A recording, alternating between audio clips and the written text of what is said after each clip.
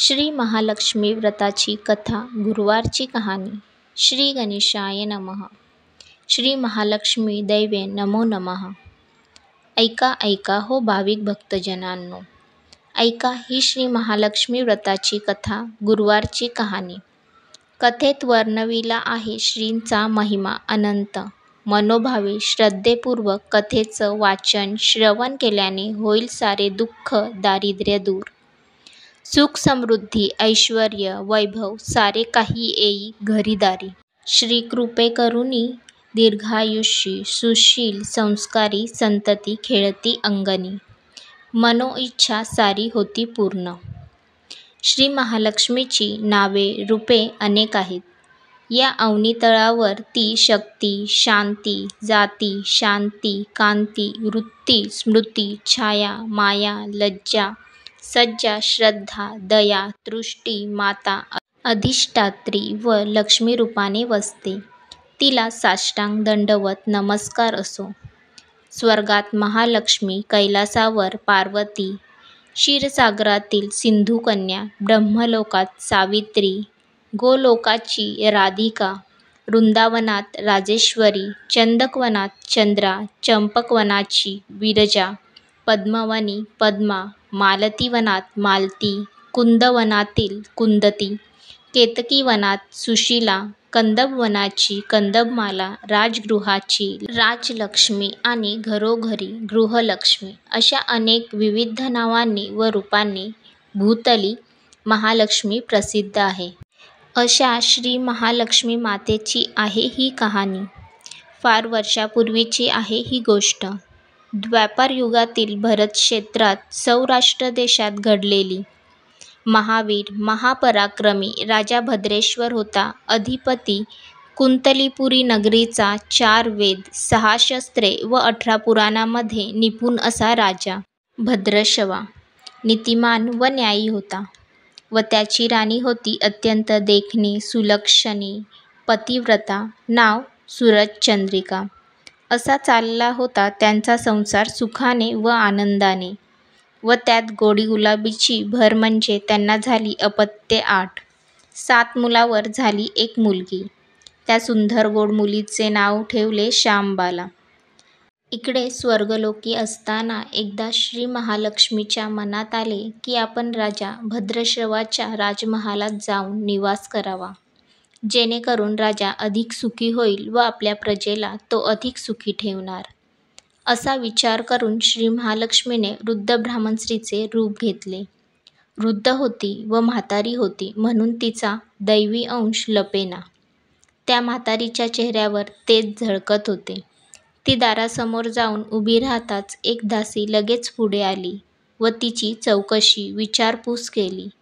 वृद्ध ब्राह्मणीचे रूप घेतलेली श्री महालक्ष्मी माता म्हणाली, देवी, माझं नाव कमळा. माझ्या पतीचे नाव भुवनेश. द्वारकी नगरेला आम्ही राहतो.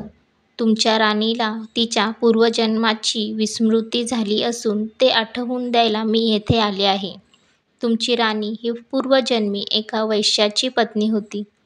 तो वैश्य होता फार दरिद्री आणि म्हणून त्या दोघांची रोज भांडणं होत असे.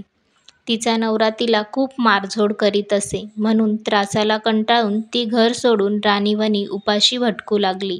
तिची ही दैन्य परिस्थिती बघून मला दया आली व मी तिला सुख समृद्धी धनसंपत्ती देणाऱ्या श्री महालक्ष्मी व्रताची माहिती सांगितली.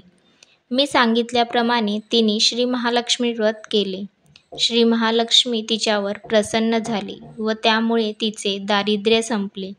तिचे घर धन धान्य समृद्धी व संपत्तीने भरले. चोहीकडे आनंदी आनंद झाला. पुढे आयुष्य संपल्यावर महालक्ष्मी व्रताचं पुण्य अर्जित केल्यामुळे ती दोघे लक्ष्मीलोकात वैभवाने राहिली. जितकी वर्ष श्री महालक्ष्मी व्रत केले तितकी 1000 वर्षे सुखभोग करून ती आता वैश्यपत्नी राजकुळात जन्मली व राजपत्नी झाली. परंतु त्या राणीला श्री महालक्ष्मी व्रताचा विसर पडला असून त्याची आठवण करून देण्यासाठी मी मुद्दामून राणीला भेटायला आले आहे. वृद्धेचे बोलणे ऐकून दासी संभ्रमित झाली. या बाईला आमच्या राणीविषयी हे सगळं कसं समजलं? नक्कीच ही कोणी साधारण बाई नसून चमत्कारी देवी स्त्री आहे. दासीने वृद्धेला नमस्कार केला व म्हणाली, आजी, मला या व्रताची माहिती व पूजाविधी समजावून सांगा. मी ते व्रत नेमाने करीन. उतणार नाही, मातणार नाही, घेतला वसा सोडणार नाही, दिलेला शब्द विसरणार नाही, मोडणार नाही. म्हातारी रूप धारिणी महालक्ष्मी मातेने दासीला व्रताची माहिती व महिमा सांगितला. मग ती दासी राणीला निरोप सांगण्यासाठी अंतपुरात गेली.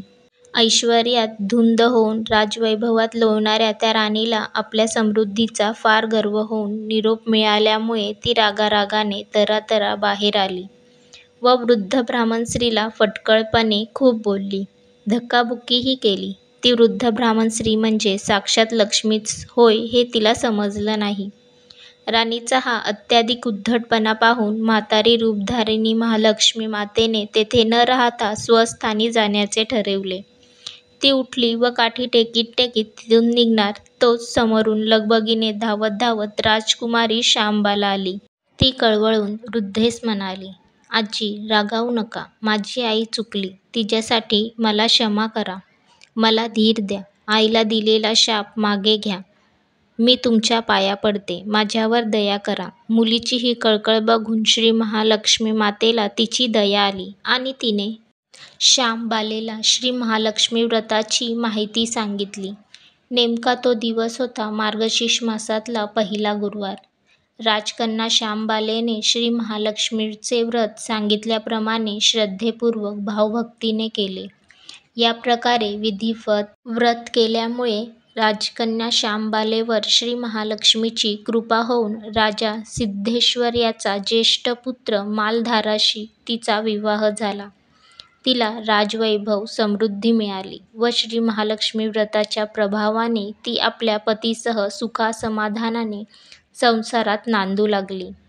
याउलट श्री महालक्ष्मीचा कोप झाल्यामुळे राजा भद्रश्रवा व राणी सुरचंद्रिका यांचे राज्य, ऐश्वर्य, वैभव सारे काही गेले व ते अन्नाच्या कणाकणास मुकले. अशा प्रकारे दरिद्री अवस्थेत कंटाळून राणी सुरचंद्रिका आपल्या पती राजा भद्रश्रवास म्हणाली, आपला जावई राजा आहे. तो खूप श्रीमंत आहे. त्याच्याकडे जावा आणि आपलं दुःख त्याच्यापुढे मांडा. ते नक्कीच आपणास सहाय्य करतील. त्याप्रमाणे राजा भद्रश्रवा आपल्या जावयाच्या राज्यात आला व वेशीवर असलेल्या तळ्याच्या काठी विश्रांती घेण्यासाठी बसला. तेव्हा तळ्याकाठी पाणी भरण्यास आलेल्या शांबालेच्या दासींना तो दिसला.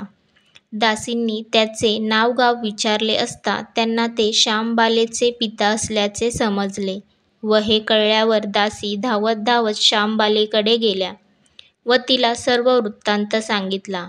शांबालेने लगेच मोठ्या थाटामाटाने आपल्या पित्याला राजभवनात आणले व त्यांचा आदर सत्कार केला. राजा भद्रश्रवा काही दिवस मुलीकडे थांबून तिच्या पाहुणचाराचा आस्वाद घेऊन मग आपल्या राज्यास परत जायला निघाला. तेव्हा आपल्या पित्याला निरोप देताना शांबालेने हंडा भरून सुवर्णमुद्रा दिले. हंडा घेऊन राजा भद्रश्रव्यास घरी परतलेला बघून राणी सुरचंद्रिका आनंदली. तिने लगबगीने तो हंडा उघडला आणि पाहते तर काय, त्या हंड्यातले सुवर्णमुद्रा गायब झाल्या आणि तो पूर्ण हंडा कोळशांनी भरलेला होता. राणी सुरचंद्रिकेने कपाळावर हात मारून घेतला व राजा भद्रश्रव्यास हे कळवले. अशा प्रकारे श्री महालक्ष्मीच्या अवकृपेमुळे हा चमत्कार घडून आला. या घटनेनंतर काही दिवसांनी राणी सुरचंद्रिका स्वतः आपल्या मुलीच्या घरी गेली. नेमका तो दिवस होता मार्गशीर्ष मासातला शेवटचा गुरुवार.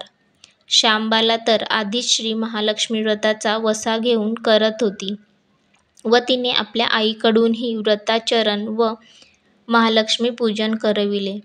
मुलीच्या आग्रहास्तव नकळत राणी सुरचंद्रिकेच्या हातून व्रताचरण होऊन श्री महालक्ष्मीचे पूजन घडले व श्री महालक्ष्मीची कृपा तिच्यावर परतली. सारे वैभव, ऐश्वर्य परत मिळाले. पुढे काही दिवसांनी शांबाला माहेरी आली. परंतु आपल्या पितास हंडा भरून कोळसे दिले व आपल्याला काहीच दिले नाही, असा राग मनात धरून राणी सुरचंद्रिकेने आपल्या मुलीची विचारपूसही केली नाही. तिचा अपमान झाला, परंतु ती आईवर न रागावता तिथून परत व निघताना तिथले थोडे मीठ आपणाबरोबर घेतले. आपल्या राज्यात परतल्यावर मालाधाराने जेव्हा तिला विचारले की तुझ्या माहेरहून काय आणले, तेव्हा ती म्हणाली, राजाचे सार. या उत्तरावर मालाधार गडबडला. तेव्हा श्यामबालेने त्यास धीर धरायला सांगितला. मग आचार्यास बोलावून त्या दिवशी सारा स्वयंपाक ऐणी करायला लावला. मालधारास ताट वाढून भोजनास बसवले. मालधाराने घास तोंडी घेताच त्यास जेवण ऐणी लागले. मग तिने ताटात थोडे मीठ वाढले. ताटात वाढलेल्या सर्व पदार्थात ते मीठ घालताच जेवण रुचकर लागले. हेच ते राजाचे सार. श्यामबालेचे म्हणणे मालधारास पटले आणि दोघांनी गोडीगुलाबीने हास्यविनोद करीत भोजन केले. सारांश या प्रकारे जे कोणी भक्तिभावाने श्रद्धेपूर्वक श्री महालक्ष्मी व्रतधारणा करतील व महालक्ष्मीपूजन करतील त्यांच्यावर श्री महालक्ष्मी मातेचा कृपा नित्यांत राहील व त्यांना सुख समृद्धी व शांतीचा लाभ होईल. त्यांची मनःशांती कधीही विचलित होणार नाही. त्याचे सकळ मनोरथ पूर्ण होतील. मात्र ऐश्वर्य, वैभव, श्रीमंती आल्यावर उतू नये, मातू नये, घेतला वसा सोडू नये. श्री महालक्ष्मीचे व्रत करायला चुकू नये. प्रत्येक गुरुवारी श्री महालक्ष्मीचे नामस्मरण करून महालक्ष्मीचा महिमा चिंतन करण्यास विसरू नये. महालक्ष्मी मातेचा हा व्रतमहिमा साकारतो भक्तांची सकळ कामना. अशी ही श्री महालक्ष्मी व्रताची कथा, गुरुवारची कहाणी सुफळ संपूर्ण. ओम ह्रीं श्रीं श्री महालक्ष्मी दैवे नमो नमः. ओम शांती शांती शांती. श्री महालक्ष्मी देवतार्पणमस्तु.